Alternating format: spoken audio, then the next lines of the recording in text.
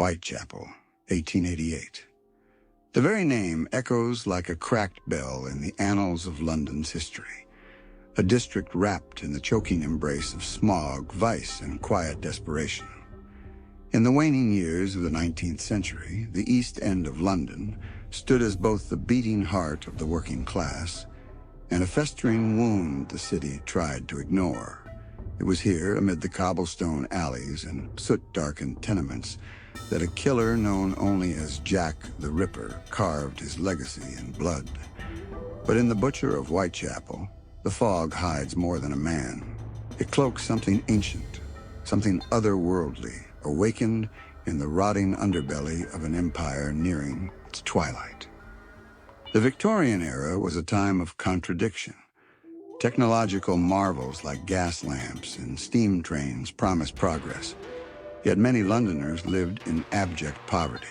In Whitechapel, this contradiction was not just visible, it was visceral. Overcrowded slums burst at the seams with immigrants, factory workers, prostitutes, and orphans. Children with hollow eyes scuttled barefoot through alleys, dodging the stench of slaughterhouses and the threat of disease. The streets were a grim mosaic of filth and humanity, where every building leaned with tired wood and every window held secrets. By day, the district clattered with activity, peddlers hawking wares, the clang of metal on metal in forges, the low groans of market stalls packed with rotting produce. But as the sun sank and the fog rolled in from the Thames, Whitechapel transformed. Lamps flickered with a sickly yellow hue, casting long shadows that danced along crumbling walls. Gaslight illuminated little but hinted at much. What was just beyond the reach of vision, lurking in the mist? It was a question every resident asked themselves, especially in the dark days of the Ripper murders. This version of Whitechapel breathes not only with the reality of history, but with the unease of something wrong just beneath the surface. In this retelling, the setting is more than a backdrop. It's a living character, pulsing with dread. The air is thick, not just with coal smoke, but with an ancient, sulfurous rot no chimney sweep could scrub away. There's a weight pressing down on the buildings, a tension felt in the marrow of every man and woman who walks the streets after dusk. Cats disappear. Clocks stop. People mutter about a presence, but no one speaks of it aloud for fear it might hear. Churches sit abandoned or strangely locked, even during daylight. The clergy offer little comfort. Those few who haven't fled have grown pale and silent, their sermons feverish and cryptic. The occasional scream from a tenement window is met not with aid, but with bolted doors and whispered prayers. There are places within Whitechapel that even the most desperate won't enter. A crumbling carriage house off Bucks Row, a mold-covered alley called Bleeding Court, or the boarded-up tavern where the taproom supposedly runs red even when the barrels are dry. The authorities, already stretched thin, are baffled and overwhelmed. Scotland Yard sends its detectives, but they find no clear footprints, no logical patterns, only bodies, desecrated with impossible precision. The wounds defy anatomical understanding. Some whisper the killer must be a surgeon, others claim he's a lunatic. In this retelling, there's another possibility, that he's neither man nor madman, but something that should have remained buried in the soil of pre-Christian England. The fog, it's said, began to thicken before the murders began, as if stirred by some ancient breath rising from the cobbles. It clings to clothes, enters lungs, and causes hallucinations or visions, depending on whom you ask. There is a palpable sense of psychogeography, the idea that the city itself affects the emotions and behaviors of those within it. In The Butcher of Whitechapel, this concept is taken to the extreme. The layout of the streets seems to shift subtly, especially at night. Landmarks vanish or appear in different places. A man swears he lives on Burner Street, only to find no such address the next day. Maps drawn by hand change overnight. It's as if something is rearranging the district according to its own needs, a hunting ground reshaped for ritual and pursuit. And beneath it all, under the cobbles and sewers and graves, something stirs.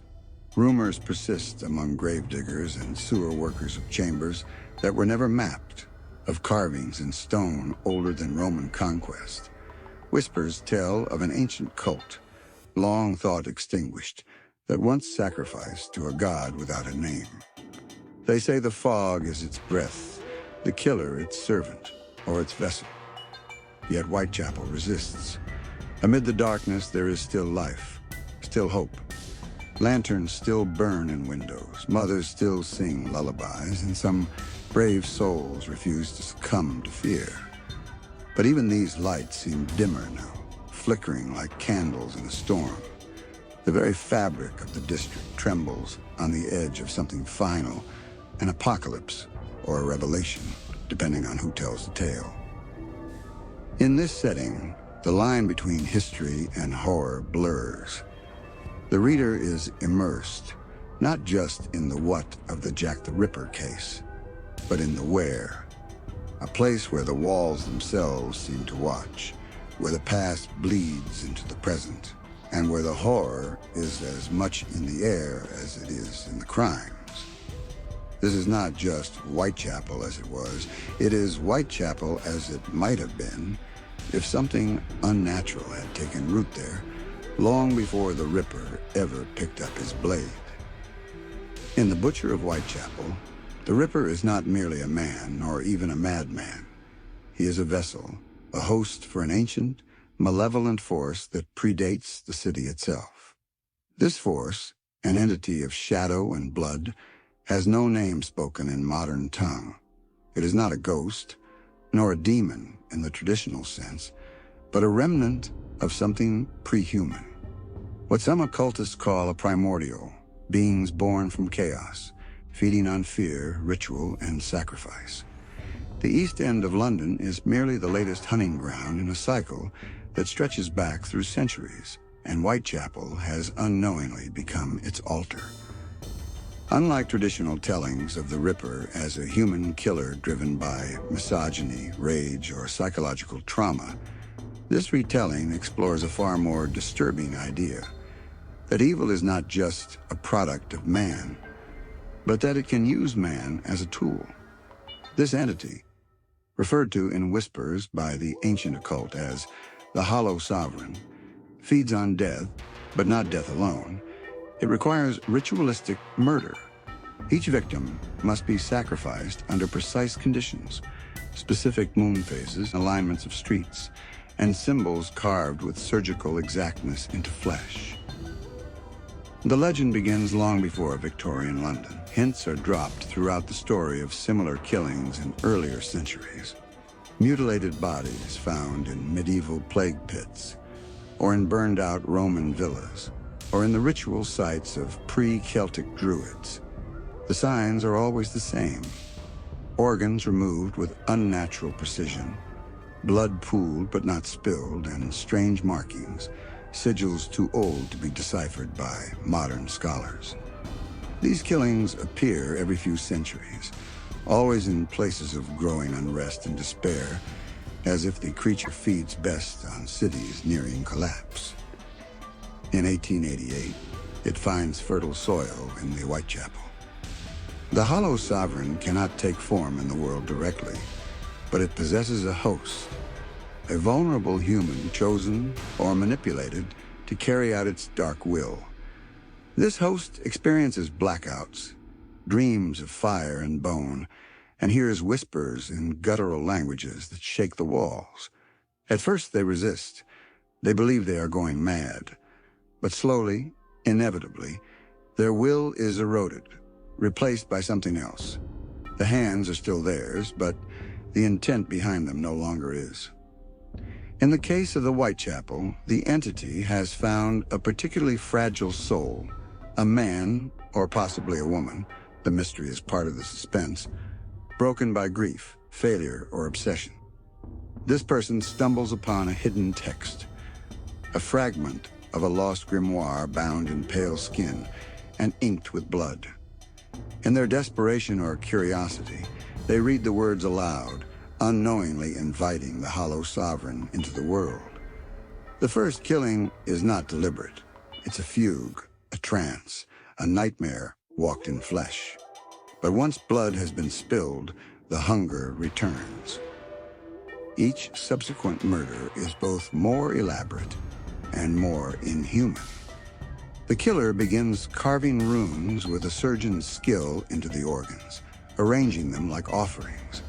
The patterns of the killings form a map when laid over Whitechapel, lines of ancient geometry forming a sigil meant to open a veil between realms. The Ripper killings in this retelling are not just acts of madness, they are pieces of a dark design. Throughout the story, clues to this supernatural force are hidden in plain sight.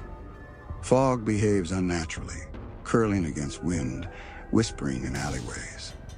Dogs refuse to walk down certain streets. Mirrors crack when left uncovered overnight. Witnesses speak of seeing a figure in a black cloak, but the descriptions differ wildly as if reality warps around it. Some say they saw a man, others a woman, a child, a faceless figure, a shadow with eyes. The supernatural element is not immediate or overbearing.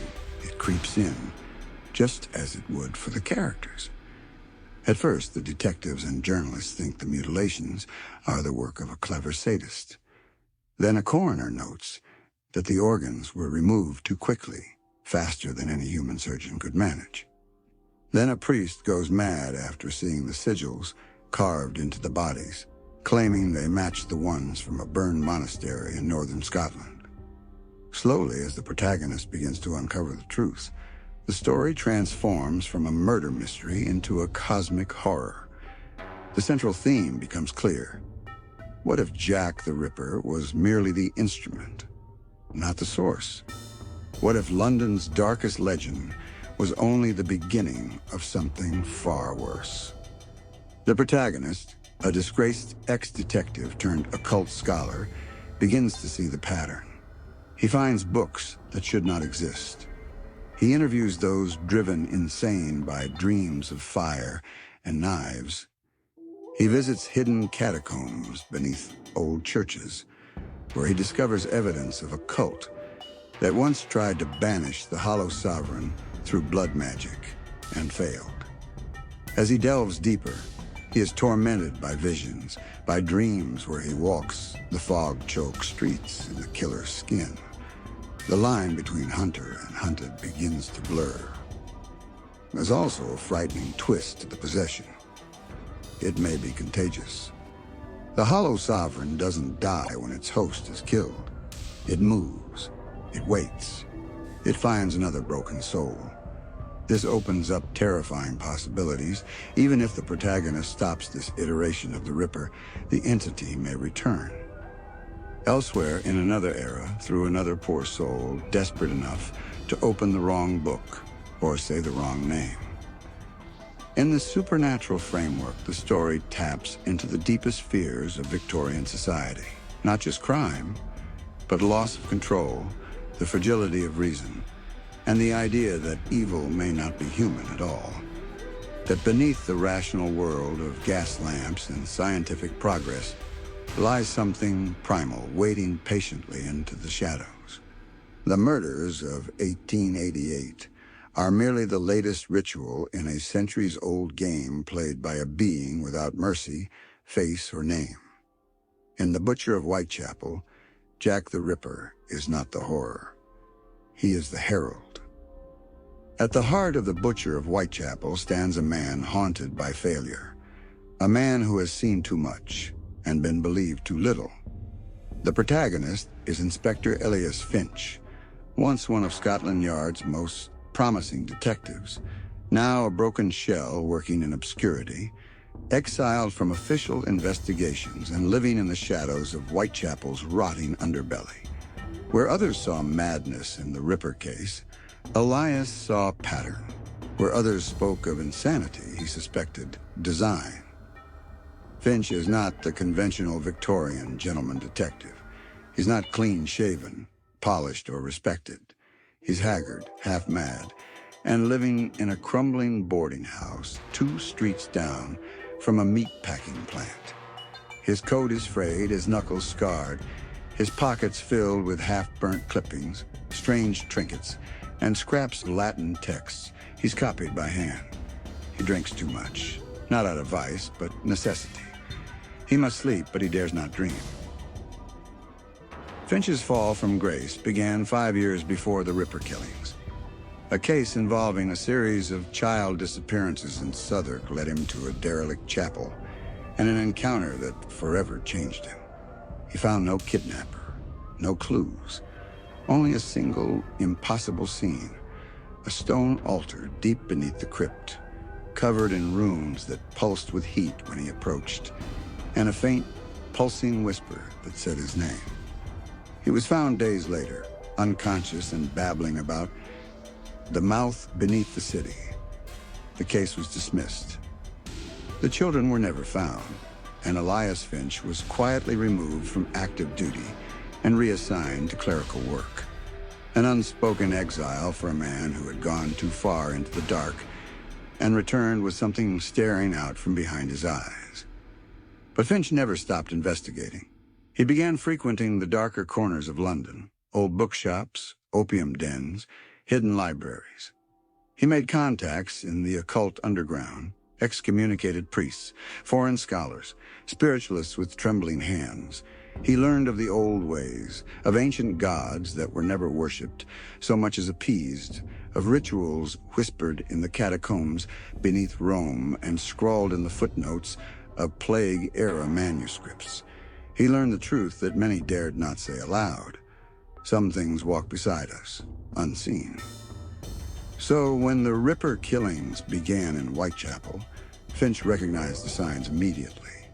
The first victim was found with her throat slashed and her organs removed. The public saw brutality. Finch saw symbolism. The cut, a mirrored curve. The body, a compass pointing toward an unseen center. He wasn't just seeing murder, he was seeing liturgy. A black mass played out across the streets of London. No one in authority would listen. He was a disgraced inspector, a man whose very name brought uncomfortable silence to those in the yard. So Finch returned to the streets on his own, chronicling every killing, tracing ley lines across the map of Whitechapel, and sleeping with a silver crucifix beneath his pillow, though he no longer believed it would save him. Physically, Finch is gaunt and wiry, with a narrow face, hollow cheeks, and sharp gray eyes that flick constantly, as if watching for something only he can see. He walks with a slight limp from an injury he never explains, one he supposedly received in a fire that no record of exists. He dresses like a man out of time, wearing a dark greatcoat with mismatched buttons, gloves even in the heat, and a wool scarf regardless of the season. His presence is unsettling. People avoid eye contact. Dogs growl in his wake. Mentally, Finch walks a tightrope between genius and madness. His mind is brilliant, able to decode ancient texts, see patterns others miss, and unravel clues that defy normal logic. But that same brilliance is stained by trauma. He suffers hallucinations, visions of a place not quite this world. Sometimes, as he's walking the foggy streets, he catches a glimpse of something wrong in a window's reflection. Too many eyes, a shadow with no source. He hears voices in dead languages, sometimes speaking through the mouths of strangers. He no longer knows if the entity is truly stalking him or if he has already become his next host. And yet, despite it all, Finch is driven by purpose. He doesn't seek glory or redemption. He seeks containment. He believes, no, he knows, that something is awakening in Whitechapel, something older than Christ or Caesar. And if he cannot stop it, it will spread. It won't stop in London. It won't stop at all. The murders are the beginning. The real horror is what comes after the ritual is complete. Throughout the novel, Finch wrestles not only with external threats, but with inner demons.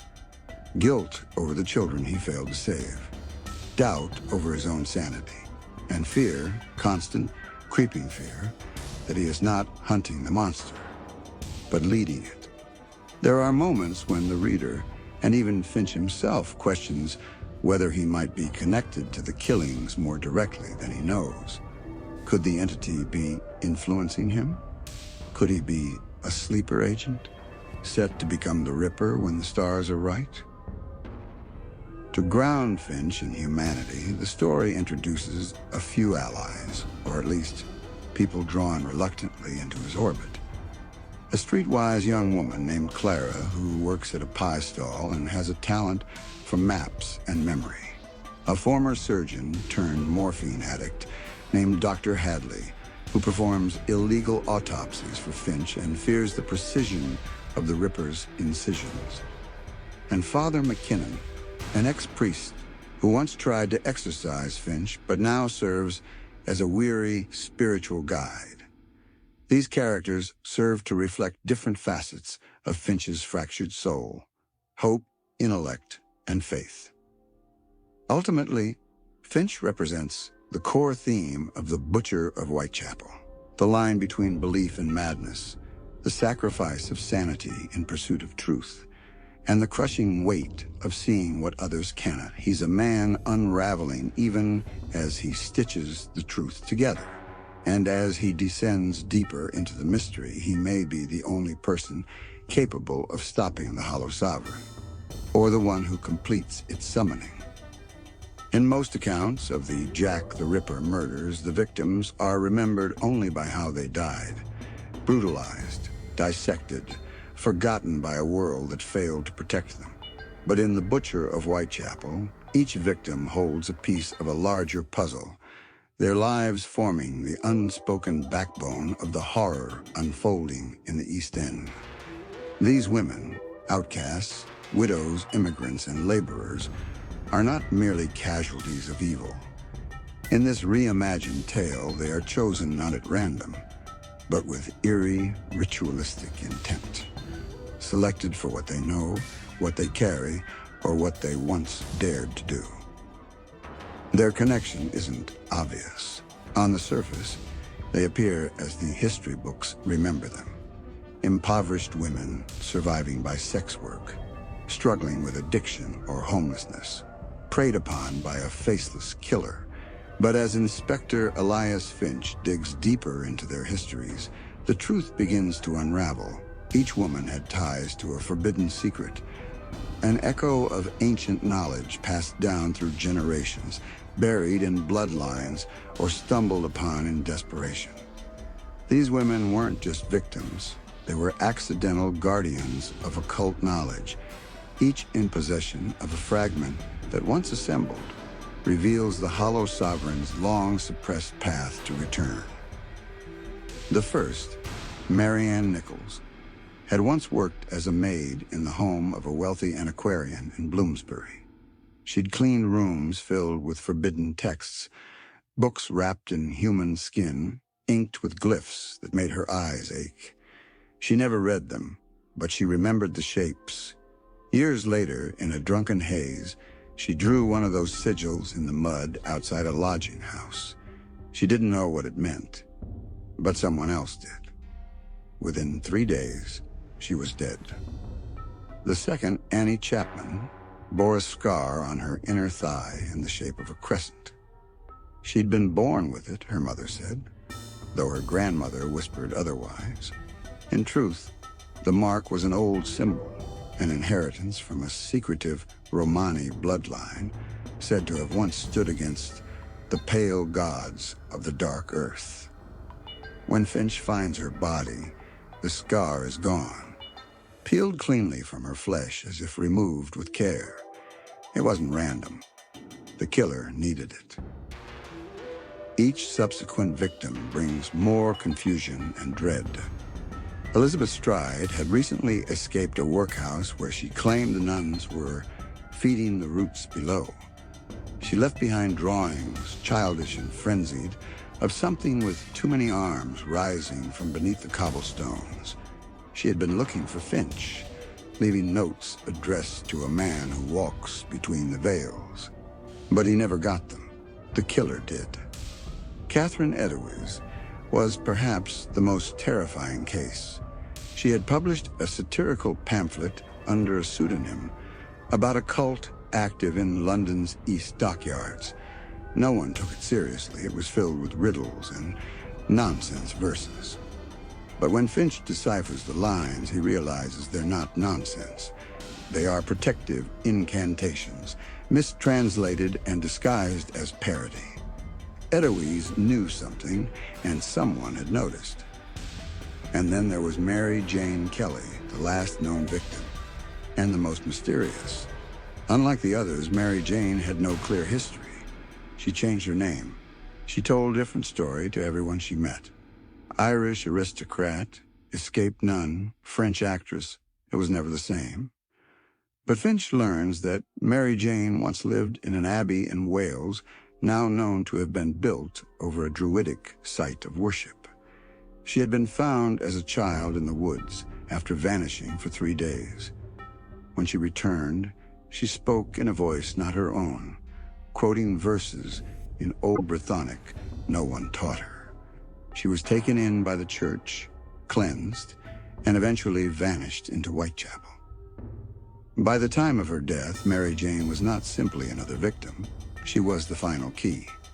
Finch comes to suspect that her bloodline, her voice, and her knowledge made her the final offering in the ritual. The way her body was mutilated goes beyond the others, not just torn apart, but transformed. Her remains arranged in a sigil matching one found carved beneath Finch's old chapel from the Southwark case. It wasn't just a murder, it was a summoning. These victims, long forgotten or dismissed in traditional narratives, take on a profound significance in the Butcher of Whitechapel. Each was unknowingly guarding or concealing a part of the puzzle. Some knew what they held, others had no idea. But all of them, in some way, were part of a hidden resistance, whether through ancestry, exposure to the occult, or pure coincidence. They weren't just poor women killed by evil. They were the chosen keys to a lock holding something ancient in place. As Finch pieces together their stories, he's haunted by guilt, not just at having failed to stop the murders, but at realizing that each death was a step toward awakening a force too vast for human minds to understand. He comes to believe that if even one of these women had survived, the ritual would remain incomplete. But now it's too late. All the seals are broken. The hollow sovereign is stirring.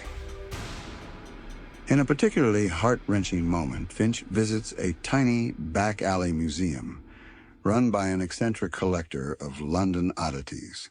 There he sees artifacts taken from the crime scenes, cheap jewelry, a locket, a half-burned note, and realizes these weren't just trinkets.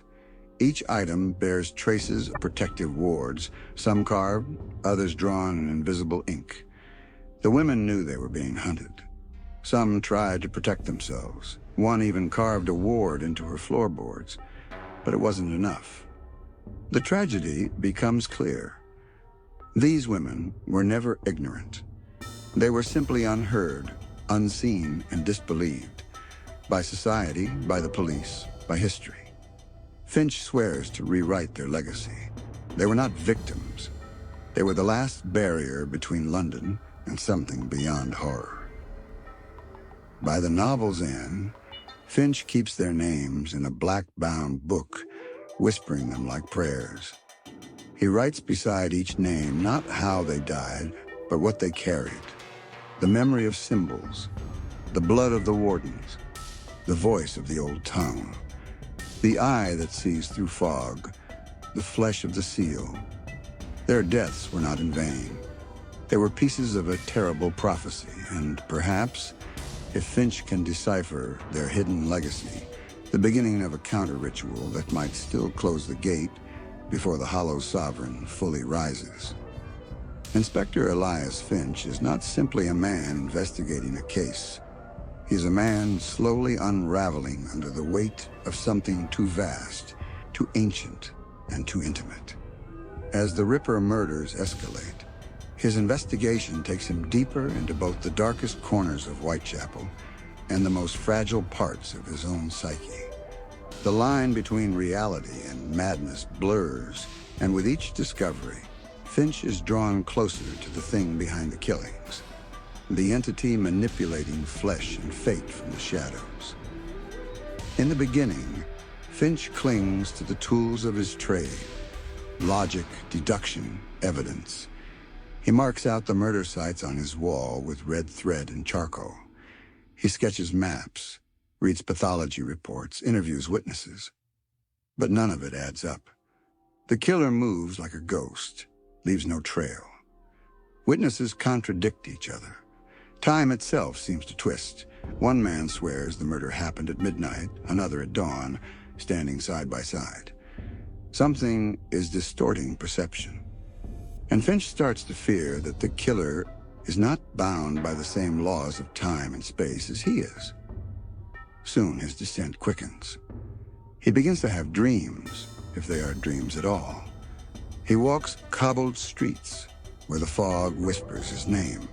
He sees doorways open in brick walls where no door should be, revealing glimpses of black, starlit voids. A voice speaks to him in riddles, calling itself the witness, the watcher of wounds, the one who waits beneath. He wakes drenched in sweat, fingernails bloodied from scratching symbols into his own skin. He tells himself he's under stress, but he knows better. Finch isolates himself from everyone. Clara, the streetwise girl who tries to help him, grows afraid of the strange sigils he draws while speaking in his sleep. Dr. Hadley confronts him about the smell of burnt hair and salt in his apartment. Finch pushes them all away. He begins to believe that anyone near him is in danger, that the entity stalking London can see through his eyes. He becomes obsessed with the idea that the killer is not simply a murderer, but a conduit, a vessel for something older. And worse, he starts to fear that he himself may be part of the ritual. Was he chosen too? Was his investigation into the Southwark children 5 years ago not the beginning of his madness, but the beginning of his role in a design he never understood? The descent becomes physical.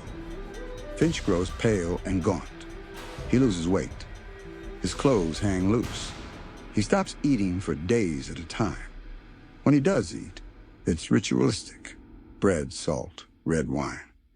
He starts mimicking rituals he reads about in old texts, not because he believes they will save him, but because he's terrified that they won't. He finds himself standing at crossroads at midnight, whispering names he doesn't remember learning. He speaks to dead animals, leaves offerings in graveyards. At one point, Finch discovers a secret chamber beneath a burned-out chapel. There, in a circle of ash, he finds hundreds of names carved into the stone, victims of prior Ripper cycles, going back centuries. His own name is among them, freshly carved, not by his hand. That night, he dreams he is the killer. He walks the alleys in a fog-thick coat, his hands gloved in shadow, a blade tucked beneath his ribs. He finds a woman. He knows her name, though he's never met her.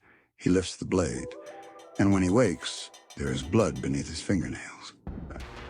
This is the tipping point. Finch becomes terrified of himself. He starts binding his hands before sleep. He writes notes reminding himself who he is. You are Elias Finch. You were born in Bristol. You are not the knife. You are not the vessel. But even this begins to fail. Time slips. He loses hours, sometimes entire nights. He finds symbols drawn in his notebook he doesn't remember writing, sigils used in summoning rituals described in the Black Psalms of Soraneth, a text he once swore to burn. He suspects the Hollow Sovereign is pushing through, slowly merging his mind with the thing's will. And yet, even in the depths of this descent, Finch refuses to stop. He believes that if he loses himself now, there will be no one left to fight. So he doubles down. He ventures into underground tunnels sealed since Roman times, where he finds forgotten wards, centuries-old blood circles, and signs that others before him have fought and failed to hold the darkness back. But where they died, Finch persists. At the climax of his descent, Finch is caught between two choices: surrender to the Hollow Sovereign and become its willing herald, or sacrifice everything, his sanity, his life, his very identity, to stop the final ritual. And the horrific truth is that both paths might end the same way. The question becomes not whether Finch will survive, but whether anything human in him will remain. His descent is not just the fall into madness, it is a spiritual crucible. Finch's mind, body, and soul are scraped raw, exposed to something monstrous and infinite. He is not a detective anymore. He is a relic, a warning, a last candle flickering in the fog before the darkness swallows London whole. In the world of the Butcher of Whitechapel, the fog-shrouded alleys of Victorian London hide more than crime and poverty. They veil a shadow war between secret, occult factions, some desperate to prevent the rise of the Hollow Sovereign, others eagerly facilitating its return. As Finch's investigation deepens, he discovers that he is not the only one aware of the ancient force beneath the city. In fact, his every move has been shadowed by groups far older and far stranger than any official institution. The most ominous of these groups is the Circle of Nine Moons, a clandestine cabal of aristocrats, scholars, and former clergy who have long worked in service of the old gods of the soil. Believing that the world must be purged and reshaped, they serve as agents of awakening, carrying out rites and sacrifices meant to thin the veil between realities. They don't worship the Hollow Sovereign as one would a god, but rather appease it, like a farmer feeding meat to the wolves at the edge of the forest. The Ripper killings, Finch learns, are merely the final act in a much longer ritual that the Circle has been orchestrating for decades. The Circle is wealthy and powerful, using their social standing to mask their activities. They occupy positions in Parliament, the Church, and academia. Their symbol, a spiral inside an inverted crown, appears carved subtly on gravestones, hidden in stained glass, even inked beneath the skin of certain victims.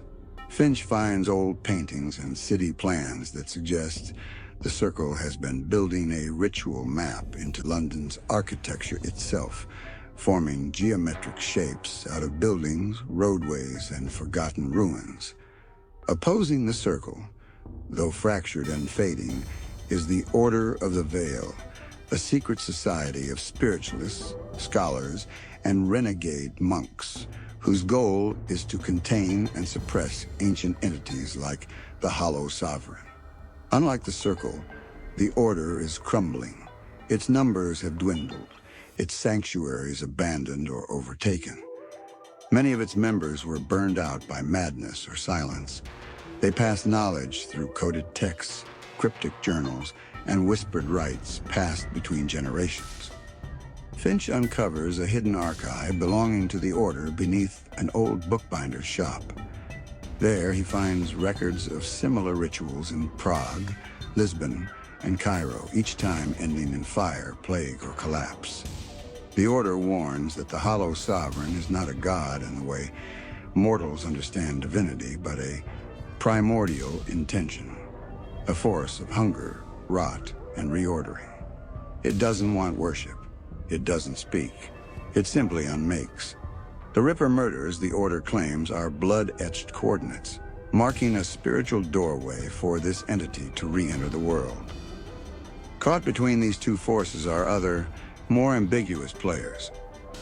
One such faction is the Lantern Men, a group of former grave robbers and occult collectors who operate in the black market of relics and ritual artifacts. While not directly aligned with the Circle, they sell to them and to anyone else with coin. Their leader, a scarred and enigmatic woman, known only as Mother Coil, provides Finch with critical information in exchange for something of equal weight. Not gold, but a memory he treasures, which she extracts using a small obsidian shard pressed to his temple. Their allegiance is transactional, not moral. Another curious group is the Sisters Beneath the Cloth, a rogue offshoot of Catholic nuns who perform underground exorcisms and protect tainted women from dark forces. They maintain a hidden sanctuary in the crypt of an abandoned convent, lit only by tallow candles made from the wax of bees that nested inside a drowned saint's skull. They take in women touched by darkness, some of whom were almost victims of the Ripper, and prepare them for the battle ahead. Finch visits them seeking aid, but their price is steep. He must confess his worst fear aloud and burn a page from a sacred book he swore never to destroy. Even the Church of England is not blind to what's happening. A secret faction within it, known as the Exorcist Circle, has records dating back to Roman Londinium, warnings about the mouth below the city, that they are bound by bureaucracy, secrecy, and fear of exposure. One excommunicated priest, Father McKinnon, aids Finch in deciphering a ritual from the apocryphal Psalms of Judas, warning that every soul offered to the hollow sovereign makes it more real, more solid. Finch realizes too late that his investigation may be helping to complete the ritual by reconstructing its map in thought and intention. Throughout the novel, Finch must navigate the treacherous web of these occult groups, each with its own agenda, lies and truths. The lines between ally and enemy are never clear. Some members of the Circle genuinely believe they are saving humanity by ushering in a new dawn. Others in the Order are willing to sacrifice the innocent, if it means delaying the Sovereign's return. No one is clean. Everyone is compromised. In the climax, Finch uncovers that some of the victims were being protected by the Order, hidden under assumed names and warded shelters. When they were found and murdered, it was not by accident. It was due to a traitor within the Order itself, someone seduced by the Circle's promises. The war is not just external, it's spiritual and ideological, played out in whispers, symbols, and blood. Ultimately, the Butcher of Whitechapel portrays London not as a city of mere industrial progress and class struggle, but as a battleground of secret faiths, where ancient horrors wait to be reawakened by those foolish or desperate enough to believe they can control them. The occult organizations are not just background dressing. They are the machine beneath the myth, the hidden engine driving the terror. And Finch is just one man caught in their grinding gears. Hollow Sovereign is the true terror behind the Ripper murders. Not a man, but a force, a primordial entity that predates gods, language, and time. While Jack the Ripper is the hand that wields the blade, the Hollow Sovereign is the intelligence behind the ritual, the hunger behind the horror. It is not a being of flesh and thought, but a presence, an ancient will shaped from absence, decay, and silence. As Elias Finch dives deeper into the mystery, he begins to realize that the killings are not just psychotic acts or ritualistic gestures. They are sacrifices, each one carving open a doorway in the fabric of the city, and in the fabric of reality itself. Blood, pain, fear, these are the currencies that fuel the Hollow Sovereign's emergence. The women slain in Whitechapel were chosen because of what they carried in blood, memory, and spirit. Their deaths are not the end goal, but the summoning chant, each mutilation a syllable in an unholy invocation. But what truly is the Hollow Sovereign? Ancient texts that Finch uncovers through the crumbling archives of the Order of the Veil suggest it was once worshipped or feared by the pre-Roman tribes of Britain. Known by many names, the one beneath, the root that feeds on flesh, the morning crown, it is believed to have been buried or sealed beneath London, possibly as early as the founding of the first settlements along the Thames. Some claimed it was a fallen deity, others a curse summoned from the dark spaces between stars. But all agreed on one thing. It feeds on human minds, devouring memory, identity, and soul to shape itself into something real. Where gods are born from belief, the Hollow Sovereign is born from unbelief. It is the manifestation of everything forgotten, abandoned, and cast aside. Rot, grief, madness, and decay give it form. Its power grows in slums and graveyards, in the minds of those abandoned by society, in the rooms where terrible things are buried and no one remembers to pray. Its voice is never heard directly. Instead, it manifests through symbols, dreams, and madness. Finch experiences this firsthand. He finds himself sketching spirals, crowns, and bone-like glyphs without knowing why. He hears nursery rhymes sung backward, glimpses shadowy shapes in mirrors, and once finds his own reflection, smiling when he is not. The Hollow Sovereign is not just rising beneath the streets. It is pressing into Finch's mind, preparing him as either a herald or a sacrifice. The Hollow Sovereign's form is never fully seen. It is hinted at in hallucinations and rituals. A crown with no head, limbs that writhe like roots through the foundations of buildings, a presence that dims candlelight without wind. Those who approach its presence suffer brain bleeds, speak in long-dead languages, or fall into comas filled with muttering. It does not speak in words, but in impulse, hunger, and hallucination. It wants, not out of desire, but out of ancient instinct. The Circle of Nine Moons worships the Hollow Sovereign, not because they understand it, but because they believe aligning with it will grant them favor in the new order. They seek to replace the old world with something cleaner, purer, reshaped by the Hollow Sovereign's will. They see it not as evil, but as inevitability. To them, the bloodshed is birth pangs. But the Order of the Veil tells a different story. Their records describe other cities long since gone, places that once existed, but are now erased from memory entirely, where the Hollow Sovereign rose in part, and the people simply vanished. No ruins, no bones, just silence where life once was. The Order believes that if the final ritual is completed, if the Hollow Sovereign is given a vessel, London itself may be consumed not by fire, but by absence. People won't die. They'll be forgotten, unmade. In the final chapters, Finch uncovers the horrifying truth. The final vessel for the Hollow Sovereign isn't a relic or an altar. It's a human being, prepared through dreams, trauma, and spiritual erosion. And that person might be himself.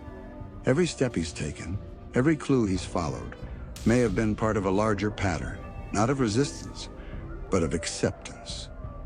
The Sovereign is not simply rising, it's shaping Finch into its mirror. The more he understands, the more he forgets himself. He begins losing pieces of his past, his mother's face, his favorite food, the reason he became a detective. These disappear like leaves burning in fog. The Hollow Sovereign doesn't kill, it consumes meaning. In the climactic ritual beneath London's undercity, the boundaries of reality crack. Finch confronts a truth worse than madness. The Hollow Sovereign cannot be defeated by violence or fire. It can only be denied, forgotten, resisted, unbelieved. But that too may cost him his identity, his soul, and any memory of those he tried to save. In the end, the Hollow Sovereign is not just the monster of the story, it is the story's end made flesh. It is what remains when memory is erased, when pain is buried, when injustice is ignored. It is not only coming, it has always been here. At the heart of the Butcher of Whitechapel lies a single terrible truth, buried beneath layers of folklore, history, and the blood-stained streets of Victorian London. As Inspector Elias Finch descends into the final act of his investigation, the horror ceases to be external. It is no longer about catching a killer or deciphering a ritual. It becomes about understanding the truth behind reality itself and what lies beneath it. Through forgotten archives, whispered prophecies, and forbidden rituals, Finch finally pieces together what the Circle of Nine Moons has known for centuries, and what the Order of the Veil has bled to suppress. The Jack the Ripper killings are not unique. They are recurring, timeless, cyclical. Every few generations, the ritual is reenacted in different cities under different guises by different hands, because the Hollow Sovereign does not need to be summoned. It is always here, like mold beneath wallpaper or rot under a tooth. And Finch? He was never investigating this case by choice. He was drawn to it, made for it.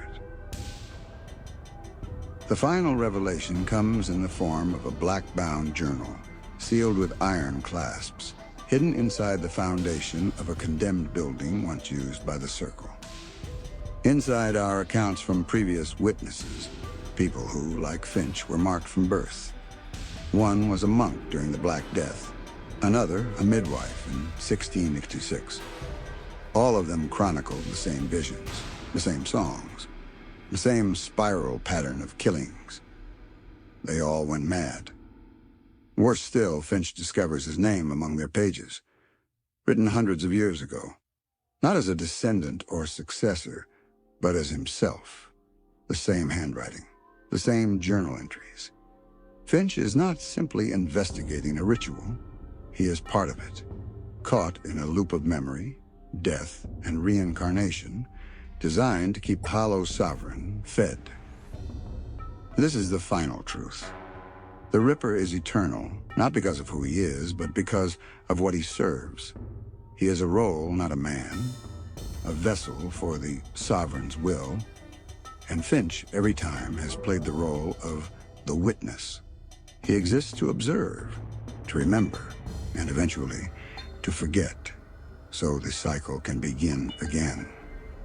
The Circle of Nine Moons orchestrates the murders not to awaken the Hollow Sovereign, but to keep it asleep, like feeding a great beast to lull it back into dreaming. The Order of the Veil is not trying to destroy the Sovereign. They're trying to stall it, delay the inevitable unraveling. Both sides know the truth. No one can stop what's coming. They can only keep the mask on a little longer. But Finch, cracked, broken, maddened, refuses to accept that. In the final confrontation, deep beneath London's oldest foundation, Finch discovers the ritual space, a crypt carved from antediluvian stone, lit by candles made from human fat, covered in glyphs that hurt to look at. The final victim, Clara, the street girl who once tried to save Finch from himself, is tied to the altar. And standing over her, blade in hand, is not the killer he expected. It's himself, or rather a version of him. Pale, glass-eyed, speaking in riddles, wrapped in rags soaked with blood from centuries of sacrifice. A mirror, a loop. The Hollow Sovereign's avatar, born from Finch's descent, his trauma, his memories. It speaks with a voice that sounds like thousands whispering in unison, and it thanks him for playing his part. But Finch, at his breaking point, makes a choice no one ever has before. He denies the ritual. not through violence, but by sacrificing the only thing the Hollow Sovereign truly feeds on: memory. Using a forbidden rite from the Order's final book, Finch severs his own identity. He burns his name, gives up his face, recites a prayer written reverse Latin, and willingly unbinds himself from the pattern. In doing so, he collapses the loop. The Sovereign, starved of continuity, screams through the seams of reality, its wail causing the stone crypt to shake and crack. Clara is spared. The Avatar collapses, and Finch disappears. Not into death, but into forgetting. He awakens weeks later in a hospital ward. No name, no memory. Just a strange ache in his chest, and a spiral-shaped scar burned into his palm. He becomes a nobody, a ghost among the living. The final lines of the book describe him walking through Whitechapel, noticing strange marks on the walls, familiar fog patterns, a familiar tune sung by a child, and feeling nothing. The Hollow Sovereign is silent. If you enjoyed this tale of forgotten gods and blood-stained truths, don't forget to subscribe to Bloodlore for more dark stories from history's shadows. New nightmares every night. This is Bloodlore, where horror lives beneath the surface.